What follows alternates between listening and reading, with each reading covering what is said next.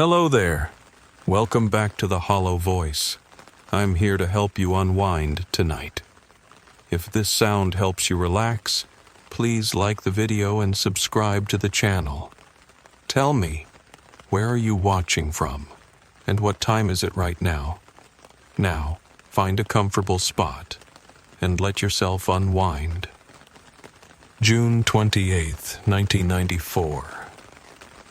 That was the date we moved into the house in that cute little neighborhood of Boynton Waters.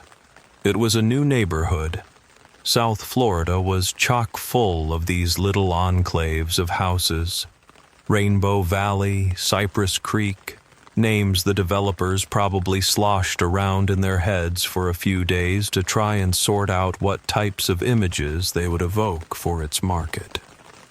I can describe the neighborhood as rather undeveloped, with a quiet that blanketed the entire compound at night, followed by musky, cicada-infested days. We were one of the first families that had moved in, so I hadn't been able to get to know the neighbors well at all. The first weeks were a wash-and-repeat cycle of unpacking, going to Publix, looking in furniture stores, getting in touch with my company, and setting up the utilities. By the third week, all that was done and over with, so now it was just a matter of settling in and making it feel like a home. It was around July 29th, about 1 month later, that I noticed something odd with the window screen in our master bedroom. An outline of white appeared on the fiberglass, and I approached closer. I could see that there were a series of small tears running vertically and diagonally. In fact, there were dozens of them. "Huh," I remarked to my wife, Amanda. "That didn't used to be there, did it?" She followed my voice out of the bathroom. Then she noticed it. "Oh, how did that happen? I never saw that before." "It's not a big deal," I insisted, half voicing my real thoughts.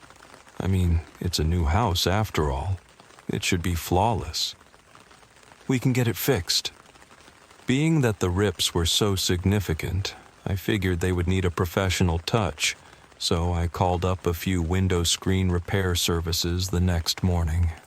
The big yellow phone book didn't list prices, so I had to call quite a few before finding the best quote. The guy came a day later and didn't seem at all fazed by the sudden appearance of wear. "Happens to everyone, but if you need to do this again in the future, here's how." He demonstrated for me.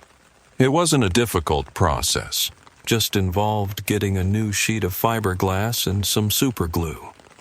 If it happened again, this would be no problem, but I doubted quite highly it would happen again. 4 nights later, on August 2nd, it must have been around 10 p.m., but I was retiring to bed a bit early. That's when I noticed it. Dozens of ripped white tears in the window screen. Needless to say, I was more than a little freaked out. "Honey," I called. Amanda bounded up the stairs.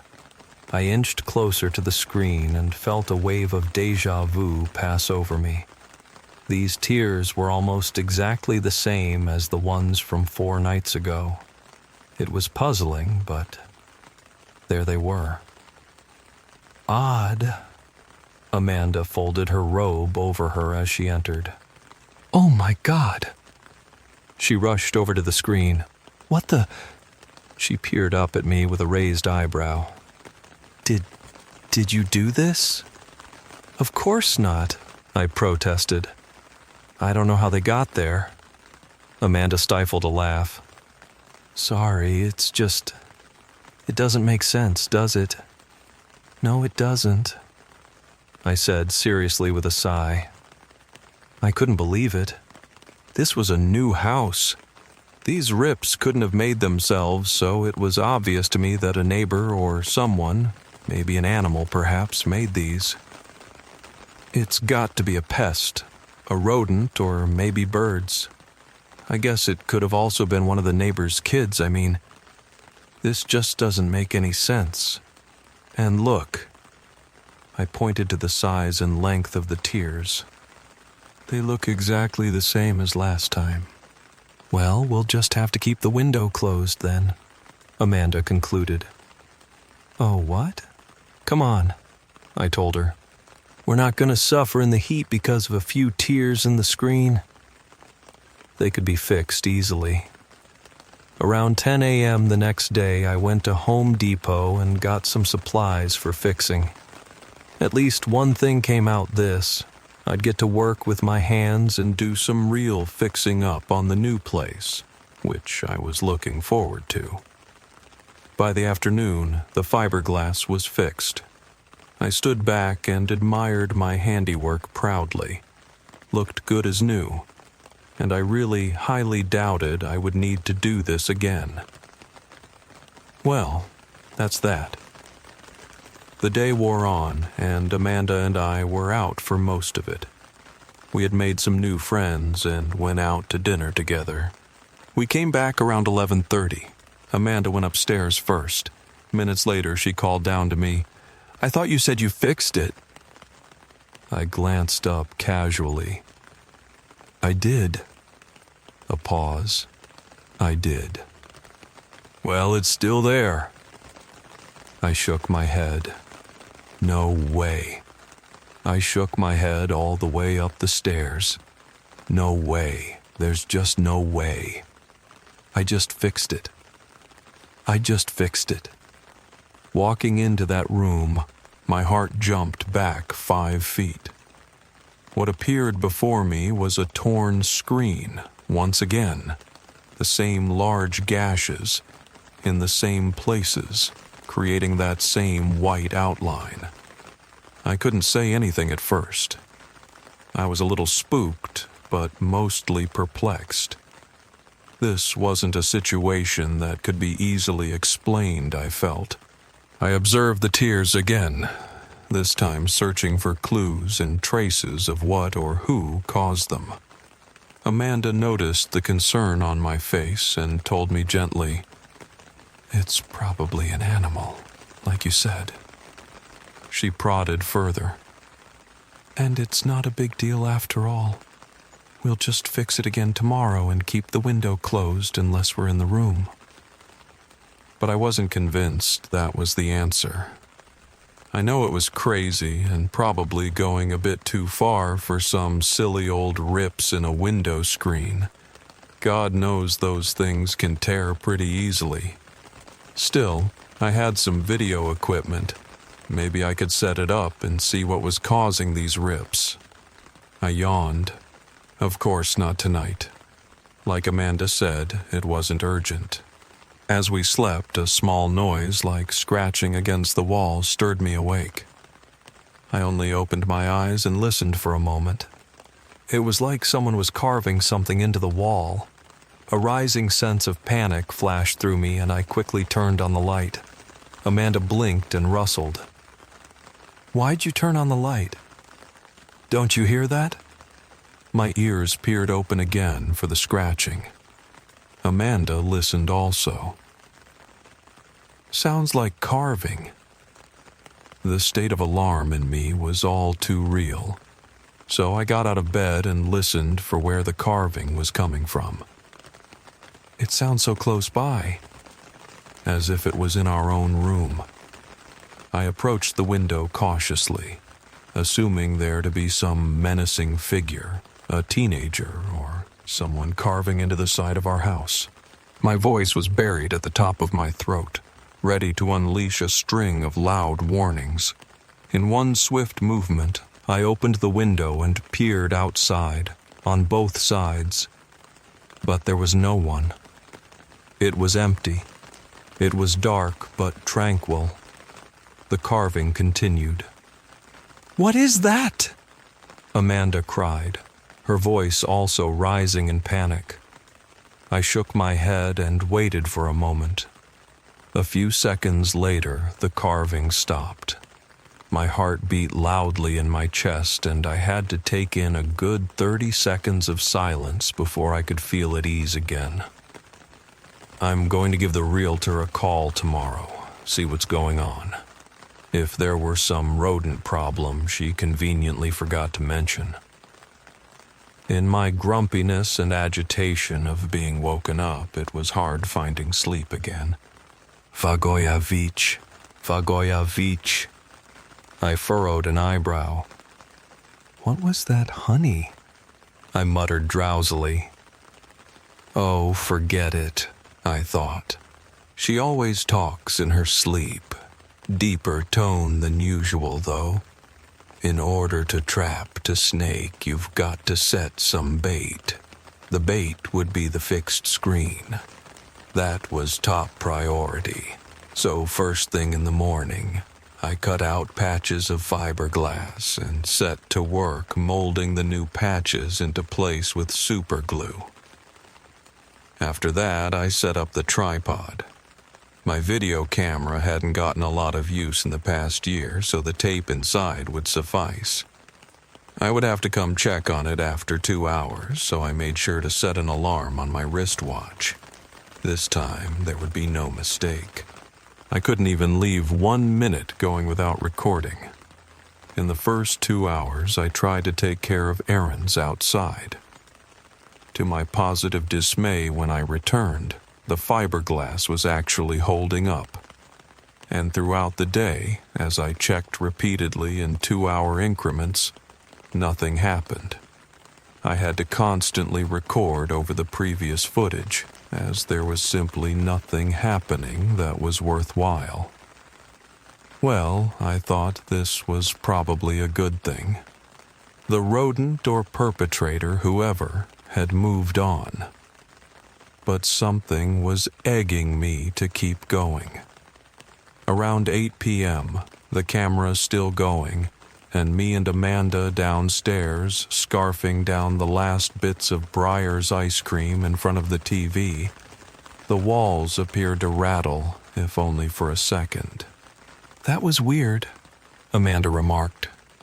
I waited for a moment to see if more rattling would occur, but it had passed and nothing more happened. I felt a bit alarmed, though, and told her, "I'll be right back." More cautiously than usual, I walked up the carpeted stairs quietly. I suppose I was masking my own footsteps. Did I suspect someone was in the house? No, but just to be on the safe side. The door to the master bedroom was wide open. I thought I had closed it. As I proceeded closer, I could see the window appearing into view, and the screen, once more, was ripped, in the same places. I rushed over in a panic, edging my hands along the outskirts of the rip. "Hey!" I shouted at no one in particular, but I assumed there must be someone. "Hey!" From behind me, I heard a loud gasp. I looked back at Amanda in disbelief. "Can you believe this? Did you get it on tape?" she asked. I nodded. "At least we got it on tape this time. Okay."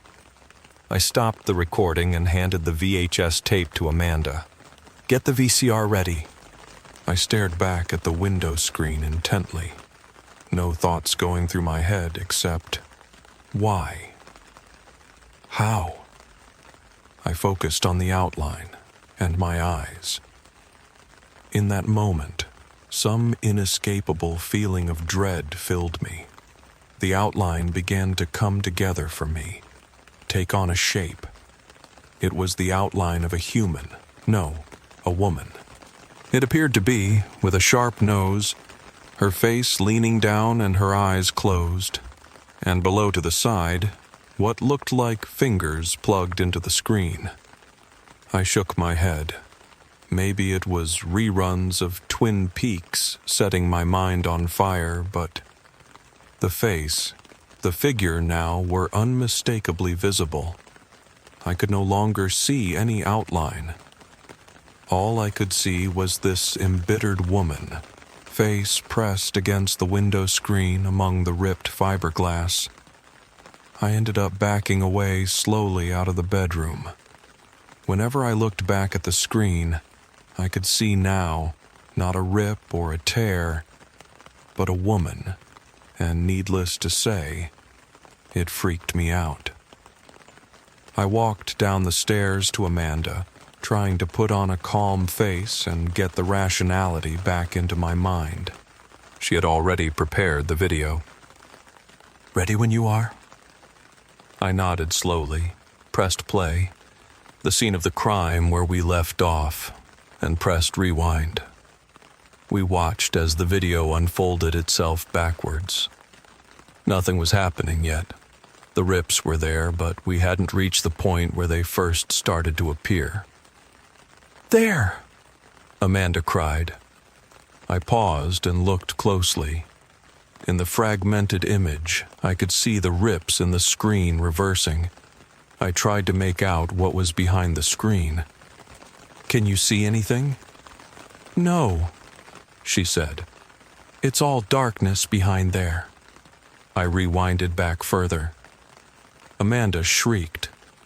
What we saw in those few moments of rewinded footage was the screen ripping, by itself, naturally. "Okay, play it back," she urged. I pressed play.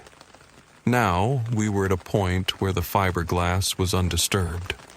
I let out a small gasp as I realized now what I was seeing. There was no person, no animal, no bird, no rodent, just the fiberglass ripping apart, alone, and by itself. One rip. I shook my head rapidly.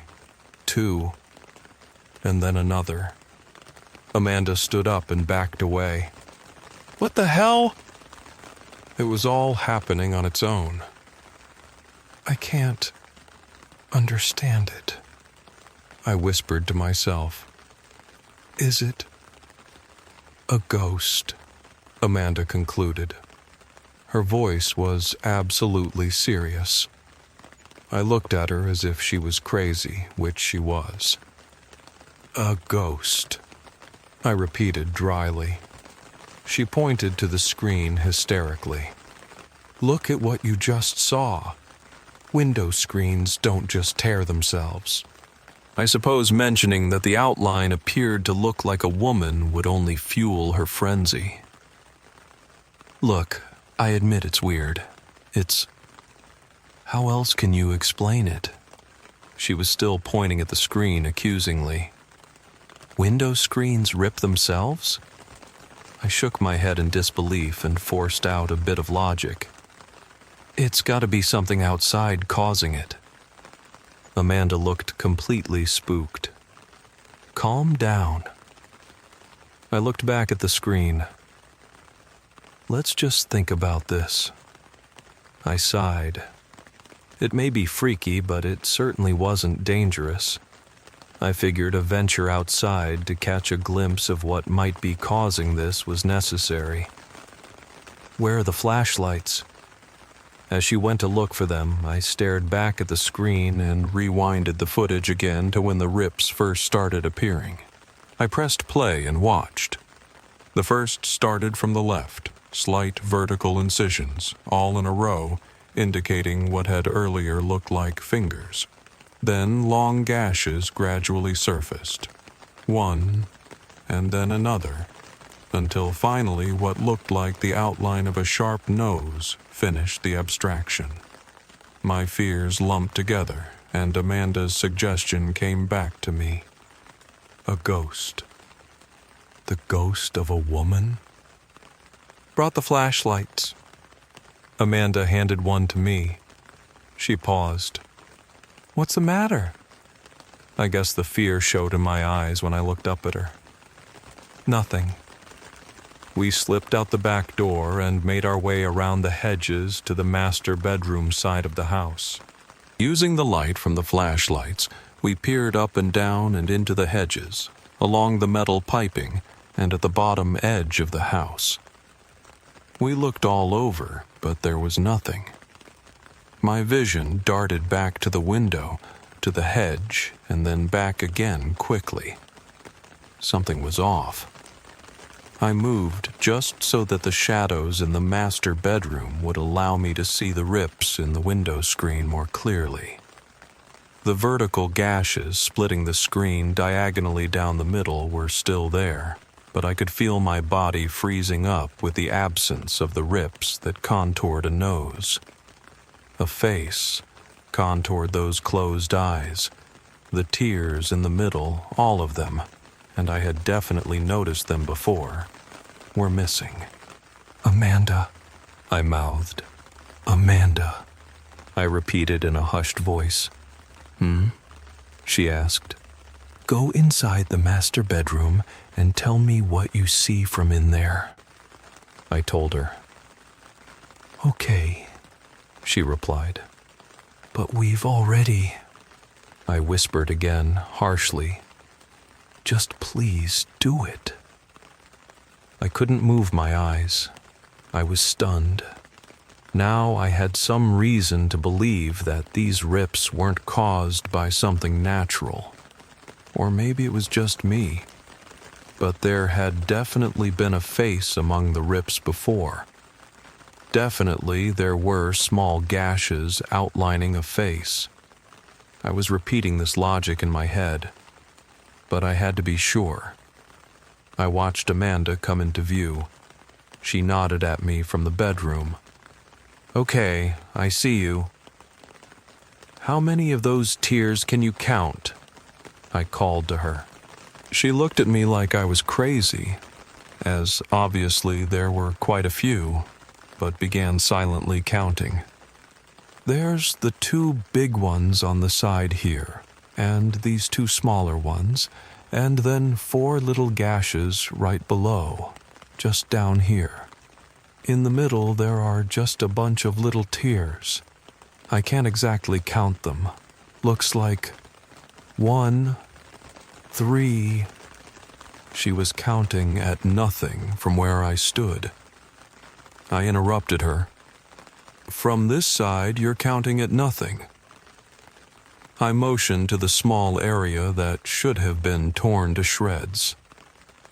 "Nothing at all." She looked at me wildly, and without another word left the bedroom, I assumed to see if my claim was true. I stared at the window screen, calming down a bit. It was perplexing, and it was confusing, yes, but it wasn't dangerous, I reasoned. But why did danger even resonate with me? Because danger and ghosts usually walk the same path was the answer I was looking for, but didn't want to admit. Amanda appeared by me a few moments later. "Well," she breathed, astonished. "I'll be. You're right." She placed her hand on the spot where the cluster of rips should have been. "There aren't any." I heard a rustling coming from the hedge beneath Amanda's feet and flashed my light. Shh. A seething, menacing sound filled the silence of the night, and I watched helplessly as the threatened snake underneath the hedge lash out and stab one sharp tooth into Amanda's foot. She screamed, and I reached out, dropping the flashlight and pulling her away from the hedge. The snake that had been hiding underneath slithered into view, and as quickly as it had appeared, disappeared into the lawn-cut grass. My stomach sank. It was dark, but I saw it. The scales ringed in patterns of red, black, and yellow. A coral. We didn't have much time. "Oh, God," she breathed heavily. Oh, God, it bit me. It bit me." I clenched her shoulders and immediately hustled us away from the window and toward the driveway. "You're going to be fine," I assured her. For some reason, and I don't know why, I glared angrily back at the screen. "You'll be fine," I repeated. "Ow!" She winced. "Honey, it's really starting to hurt." With Amanda limping by my side, I walked her over to the passenger side of the car and she leaned against it. "Wait, just hang on." I rushed into the house without a thought, grabbing at everywhere in the dim light, trying to get to my keys. My mind was a jumbled mess at this point, a mess of disbelief and fear. "Vagoyevich." My eyes shot up and I glanced around wildly. A voice, a dark and deep tone of a voice, had been so close to my ear. At that moment, the lights flickered off. "Who's there?" I shouted, but only silence responded. "Hon?" Amanda's voice, crippled from the pain, shouted to me from outside. "Hurry up!" My breathing had grown staggered and heavy. Someone was in the house. Oh, why had we dropped the damn flashlights? Zigzagging pupils, my heart was racing now. Phone, phone, phone. Call 911. Call the police. Whatever my hand would find first. I had to rationalize. I had to get my mind to a secure spot where it could think. I was in the living room. The kitchen was to the right. I felt along the wall for the phone. Near the entrance, adjacent to the table, just have to reach for it. A gradual stench began to fill the house, waft into my nostrils, and sit. Ugh. Phone, phone, phone. My hand wandered along the empty walls until I reached the entrance to the kitchen. I flung my hand desperately to the left, feeling the familiar smoothness of the receiver, and picked it up. The lack of a dial tone left me weak-hearted. I pressed the numbers desperately. 911, 911, 911. Damn it, work for me! I slammed the phone down, the putrid smell still in the room with me, but my only thought was of Amanda. Keys. I strode towards the kitchen counter and felt around, searching for a glimmer of metal, but there was nothing. I put my keys. I tried to retrace my steps.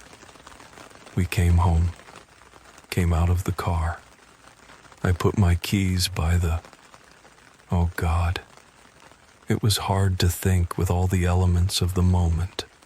The smell, the dead receiver, the darkness, the voice, the bite.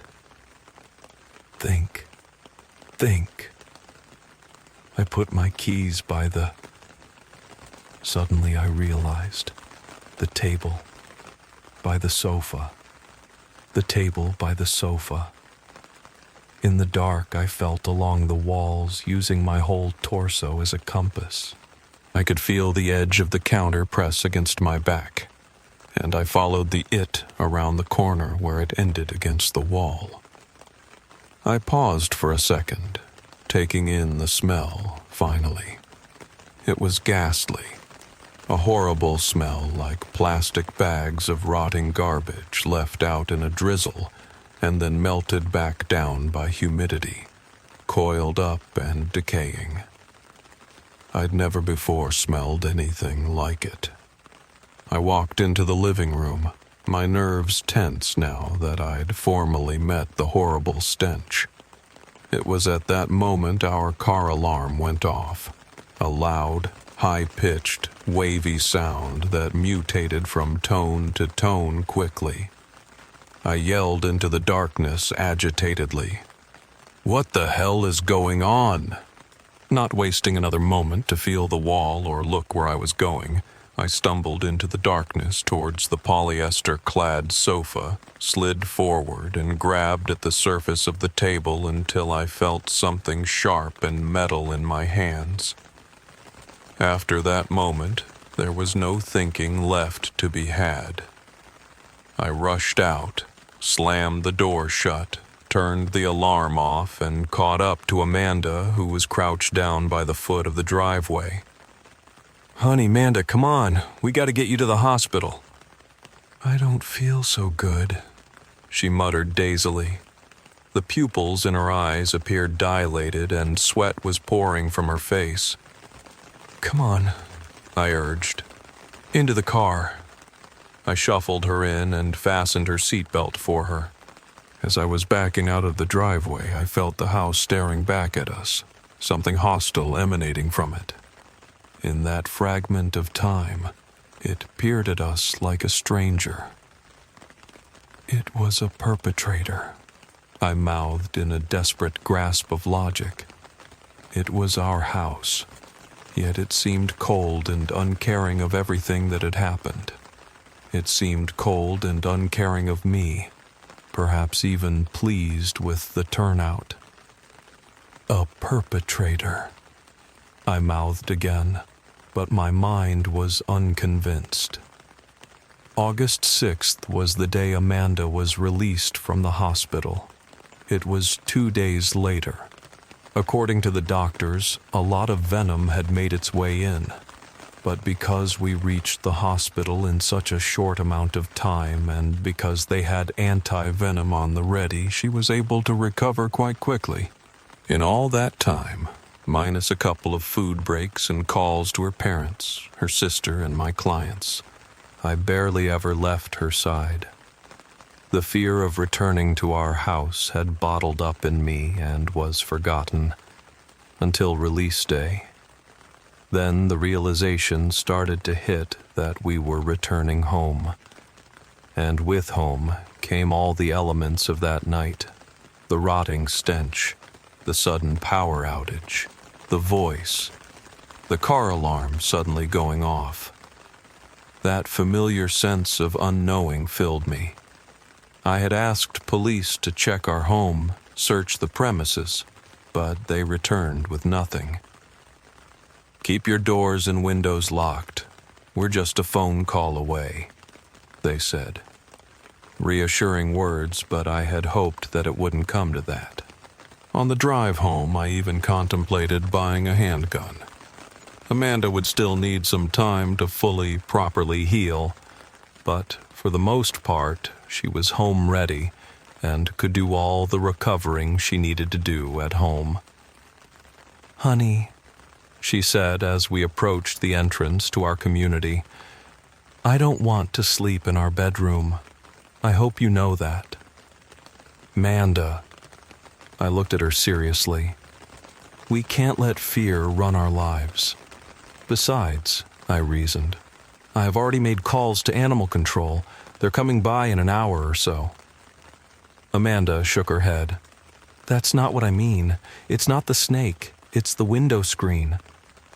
The words sent shockwaves up my arms. "Well, then I'll fix it. Just take the whole thing off." I looked back at her. We were approaching the driveway now. The place was very different from how we left it. In the daylight, it looked warm, friendly, and inviting.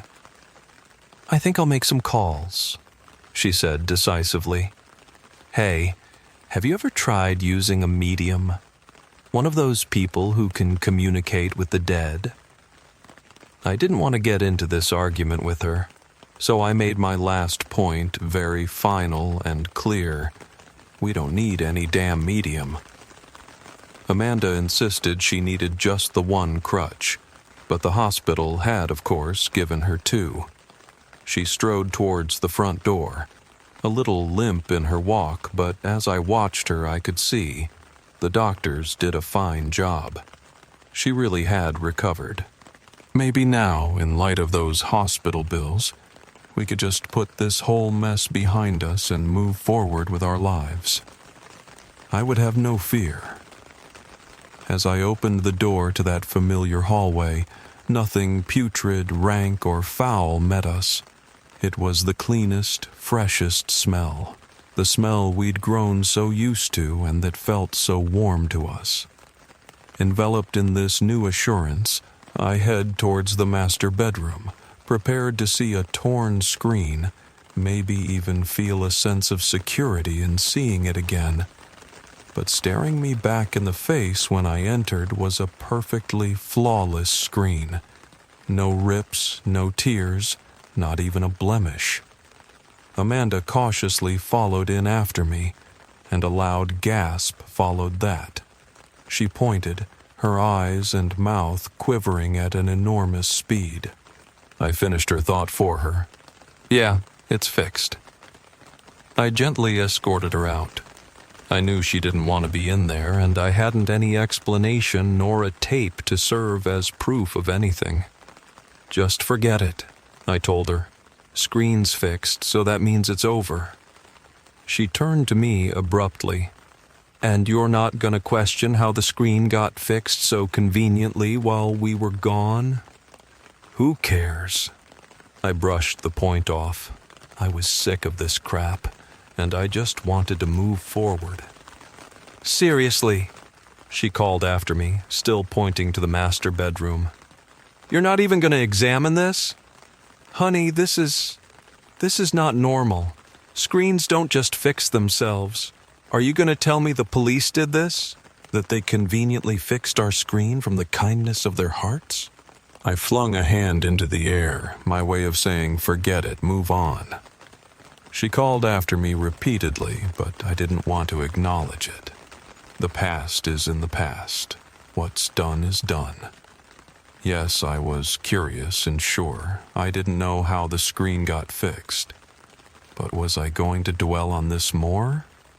No. And I hoped she wouldn't either. But she did. We did. One day later, on August 7th, she discovered it. I use one of the spare rooms as a home office, but I rarely open the blinds. I keep them about halfway open. Our short-lived attempt at moving on with our lives was just that, short-lived. She came into my office one day, and while examining a bill with me, noted the half-lit visibility of the room.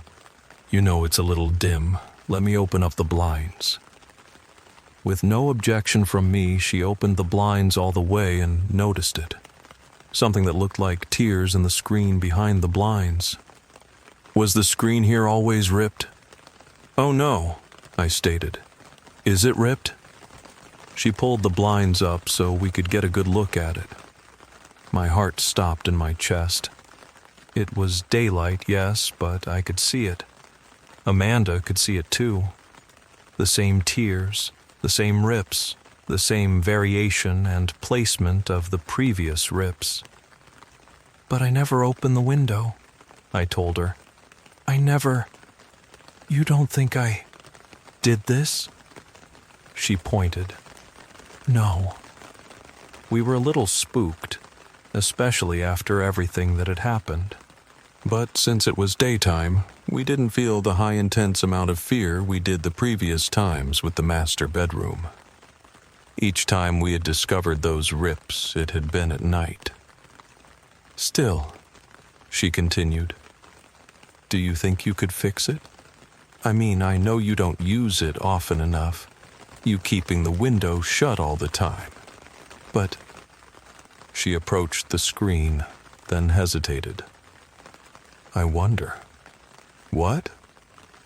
I guessed she wanted to bait whatever had caused the previous rips. That if I fix these tears, they'll rip up again on their own? I'm just thinking, she murmured. Amanda, I said seriously, I don't want to play ghost hunter. The rips are there. Let's just leave it at that. But don't you want to see? No, I don't, I interrupted sharply. I never told her about what happened the night she got bit. I never told her about the putrid smell, the lights flickering off, the car alarm, the voice. I never told her any of these things, and I didn't want to. She would take it and run, conjure up an even deeper ghost story than the one she probably already had brewing in her mind. I just wanted to move on. At around 9 p.m., I was still in my office, catching up on work. 2 days is significant. The fact that it leaves a lot of backed-up assignments on the table is an understatement. I'd be working well into the night, I assumed. Vagoyevich. Startled, I turned in the direction of the voice. It had been harsh. It had been close. It was so close to my ear that it felt as if someone had whispered right into the eardrum. Alarmed, I stood up. It was an enclosed space with barely a closet. I knew, logically, right then in that moment, no one was in there with me. So was I just going crazy? Why did I keep hearing this voice, and why this sound? This language that I didn't recognize. My nostrils flared, the remnants of a stench. I recognized the smell, the same rotten, horrible smell from 3 days ago. "Amanda!" I called. She followed my voice towards the office. "Ugh!" She voiced her disgust immediately, holding an elbow up to her nose. "What's that awful smell?" I shook my head helplessly. "I don't know." She recoiled back further. "Oh my God, it's awful. Is it the garbage?" I searched around the office for any clue of where the smell was coming from. "Get some of that air freshener stuff. Was there a dead animal outside, and that's what's causing the smell? But animal control had cleaned up our yard good. They removed 2 snakes. They checked thoroughly for any remains of anything else, so it just didn't make any sense that it could be a dead animal. I mean, this was a new property for Pete's sake. I could hear Amanda spraying the air freshener everywhere, but it just wasn't doing any good. I started to thoroughly check the house from room to room, thinking, trying to identify the culprit. The window screen gets ripped, then this happens. A piercing, drawn-out scream interrupted my thoughts. I rushed to Amanda as she rushed towards me, panicked and upset. "What is it? What's wrong?" "Go check the bathroom." I could feel the odor pulsating as I approached the open bathroom door, and Lord, was I shocked. Mold. Mold everywhere. Black mold forming around the outer edges of the tile along the bathroom wall, inside the shower, at every corner of the room. It was like our bathroom hadn't been touched in decades. How the hell did this happen? I stated in disbelief. It wasn't like this at all 2 hours ago. I had just used it. And in that time, years of mold just appeared? At the far end of the hallway, Amanda stood, awkwardly hiding her healing foot behind her good foot. "Let's go. Let's get out of this house, just for tonight." "No," I stated. "But honey," she stated again, tears in her eyes. "You know something's wrong with this house." I did know that. I couldn't explain the window screen. I couldn't explain this mold, and I couldn't explain a number of other things that had happened. But I also couldn't let whatever this thing was win. "We'll sleep through tonight," I told her gently. "We'll get the bathroom taken care of, and then you can call that." I didn't want to say it, but I knew we needed one. That medium or whatever. I kept my eye locked on the bathroom door as I closed it. Black, deadly mold. And it was everywhere. The next morning, August 8th, I felt a tight sensation in my chest as I woke up. My lungs. It felt as if they had caved in on me. My breath came out in sharp, raspy tones, like after water goes down the wrong pipe. "Amanda!" I called in between great big gasps of air. She rustled and turned towards me. "Hmm?" Her eyes opened wider and she sat straight. "You're sweating. You're all pale, oh my God." I couldn't react much as far as say her name again. My glands felt puffed up and heavy. I needed oxygen. "Hos..." I breathed in a gap of air. "Pital." I said it again, pushing the words out against collapsing pieces of air. "Hospital." The fear of what was happening to me spread as Amanda limped towards the phone. "I'm calling 911, okay? I'm calling them." I focused on the little air that was seeping in me. Breathe, I thought to myself. I would have to conserve air. My lungs were failing. I could feel it. Every gasp of air was like sharp needles, clusters of needles, attacking my lungs. It was horrifying, what was happening to me. I wouldn't wish it on my worst enemy. I could hear her curse loudly in the background, but my lungs were preventing me from catching any of the stimuli of the outside world. All I could think was to take each breath at a time. Any moment I could black out and it would be over. She came back into the room and spoke to me, but I couldn't catch what she said. It was all gibberish now. Everything in the room was blending and blurring together, including her. I think she snapped at me and screamed a warning at me to stay with her. But I was fading. The world around me was darkening. My brain was being depleted of oxygen, and so too was my consciousness. I just kept on puffing out sharp breaths of air in an effort to stay linked with the world. Amanda left my side again in a huge hurry. A voice, distant, shouted back to me. I kept my concentration on the ceiling. I just had to stay linked with it, not let it fade out of view. Stay alert.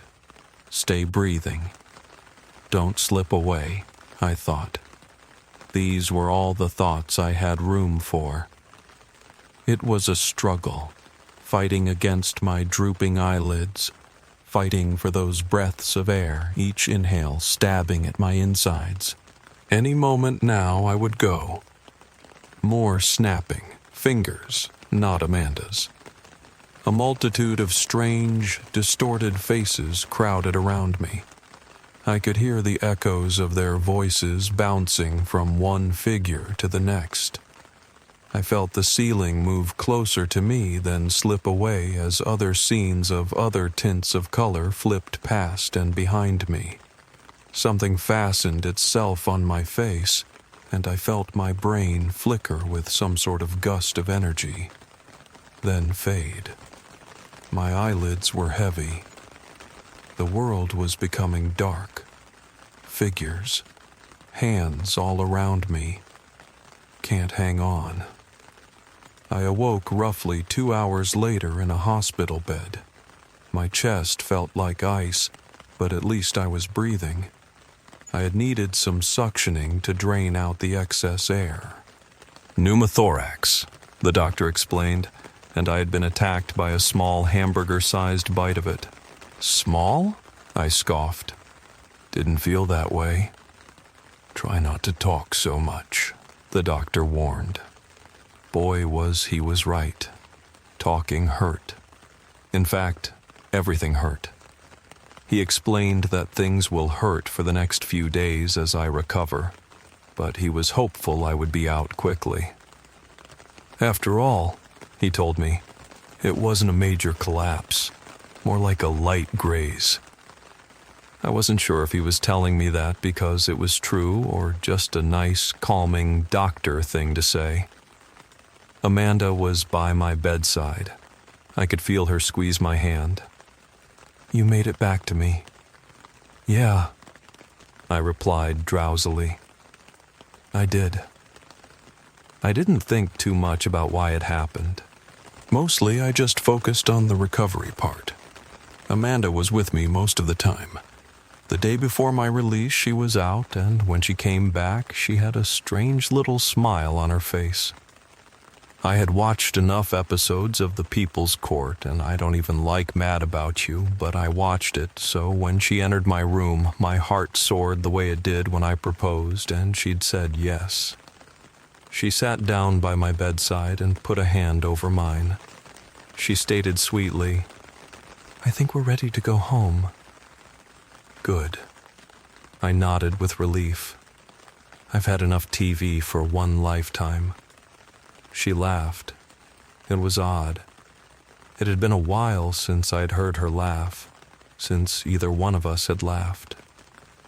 Finally, she just rested her eyes on me, a pretty smile playing on her lips. I was curious. "You seem happy. We're finally getting out of this hamster cage?" She shook her head, still smiling. It was a huge comfort to me. I had pretty much recovered. Breathing had normalized, and I knew we'd be going home tomorrow. But something about her smile in that moment, fresh prints in the background, the hospital room glowing just a little bit warmer than usual. Something in that smile, in that moment, I guess, was very comforting. I was released the next day. It was noon, August 12th, just about 4 days later. Release papers signed. Amanda's foot more or less healed, so she drove us home. Everything was a bit brighter, a bit gentler, and even the fear of going back to the house seemed to pale in comparison with the beauty of the world. When you're in a hospital for a few days, everything looks greener once you get out. Even that crappy 7-Eleven, the one on Military Trail that no one goes into, looked brighter. As we approached our community, I felt my throat lock up. "I have to tell you something," Amanda told me. The way she said it, I could sense that some kind of big revelation was hiding underneath those words. "I called a medium the day after I came back from the hospital, the day before you went in." I stared and didn't say anything. "Well, she came," Amanda continued, "and she explained a lot of things."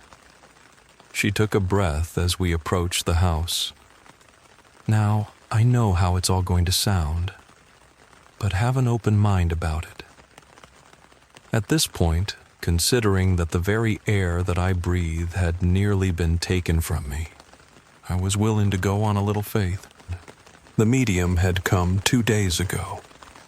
The tears and rips in the screens had mysteriously vanished, and there was no mold in the bathroom. Neither was there any stench in the air. But according to Amanda's story, the medium had felt the lingering remains of a presence, but she needed to do some further research to find out if this presence was harmless, malevolent, and if so, would it return? "She called back last evening. That's before I saw you," Amanda recalled. "And it turns out, the developers hid a very compromising fact about the land our community is built on. According to the medium's research, our community had been built over a site that had previously served as a Seminole burial ground. That means hundreds of Seminole Indians are collecting dust beneath our feet? The thought gave me shudders. "Listen," Amanda continued, "it was really important land to a lot of people of Seminole descent. They refused to let anyone desecrate the land, so there were daily protests. This was years back when the land was still undeveloped. The point is, one Seminole woman led an annual ritual there, and as she was leading people to the spot, she fell into an unmarked pit. This is the only documented death that took place on the grounds our house is built on in the past 50 years. She suspects that maybe the haunting was temporary, a chance to lash out against oppression, against us, descendants of white men." I was taking all this with faith and a grain of salt. "So wait, you're saying that the snake bite on your foot and my collapsed lung, all this stuff, has been about revenge?" Amanda shrugged, nodding a little. It makes sense to me. I mean, it happened to me. Can't be coincidence that it happened to you too. I just want to know that it's over." I looked at our house wearily. "Otherwise, we're definitely going to have to move." "It's over," Amanda stated firmly. Her voice held some assurance. We're not going to be bothered by anyone, ghost specter. We're not going to be bothered again. I gave her a look. How can you be sure? Because the medium sensed it, that all the lingering evil intentions are gone. All we could do was hope.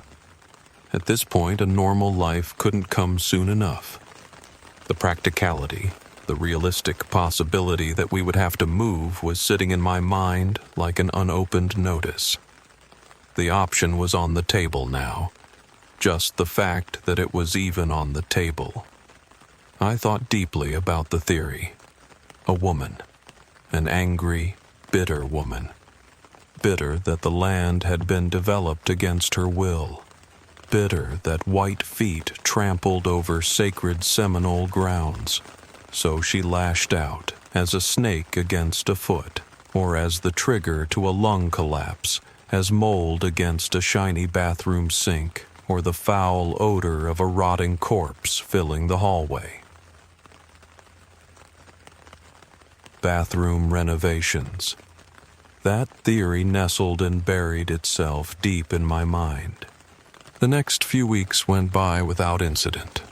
It was tough to climb back up after everything that had happened, but somehow Amanda and I made it out of that hole.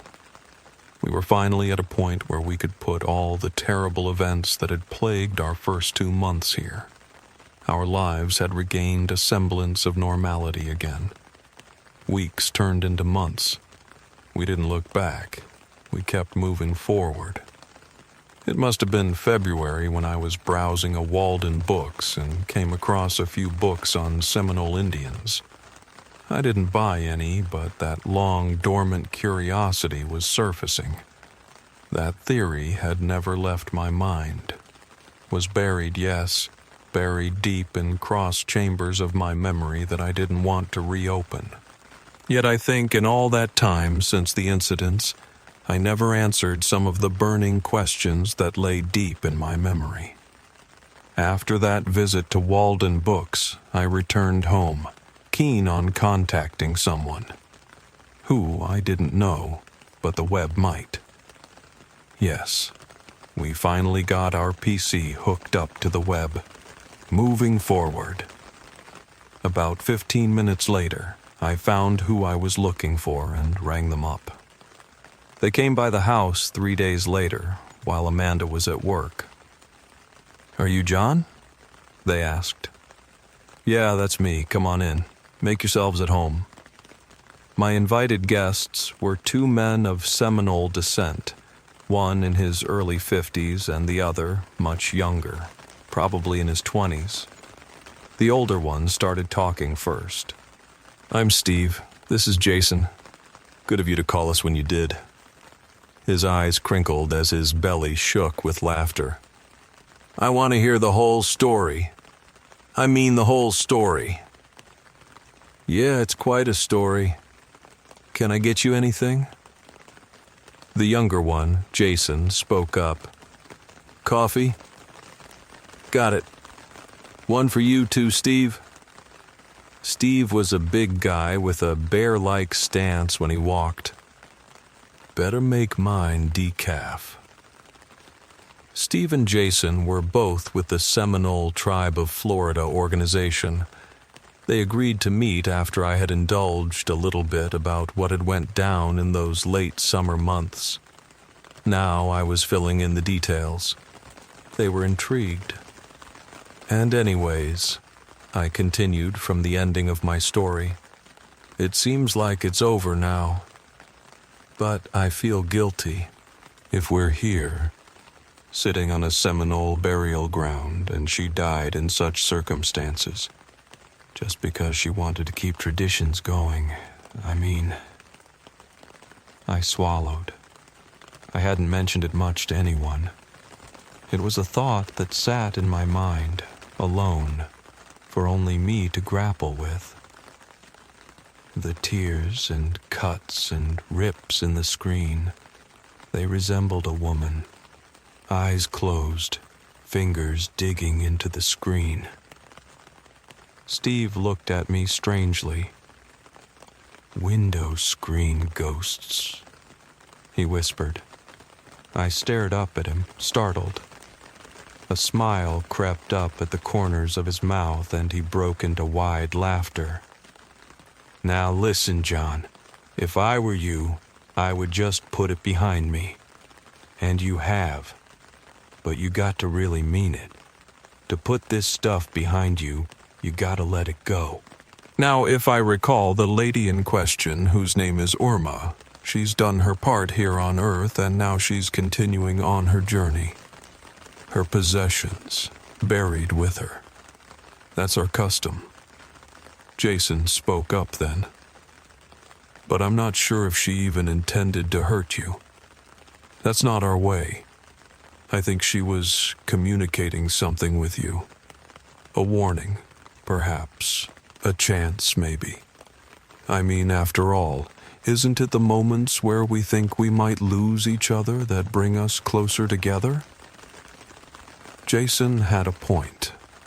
If anything had come out of all this, it's that Amanda and I care for each other more deeply than ever, and the preciousness of our lives feels more real and valuable to us than it has ever felt before. A faint smile found its way to my lips, a warm, burning feeling that speckled and flickered along the lines of my mouth and faded as quickly as it had come. Suddenly, and perhaps for the very first time ever since the incidents, I really felt at peace. Just one question, I remembered now. The thing that was nagging at my mind. I kept hearing the word Vagoyevich. Does that mean anything to you? Jason and Steve looked at each other, and then Steve spoke. Well, yes it does, he laughed. Even with your mangled pronunciation. I leaned forward. What's it mean? Voivkits. It means, let's go.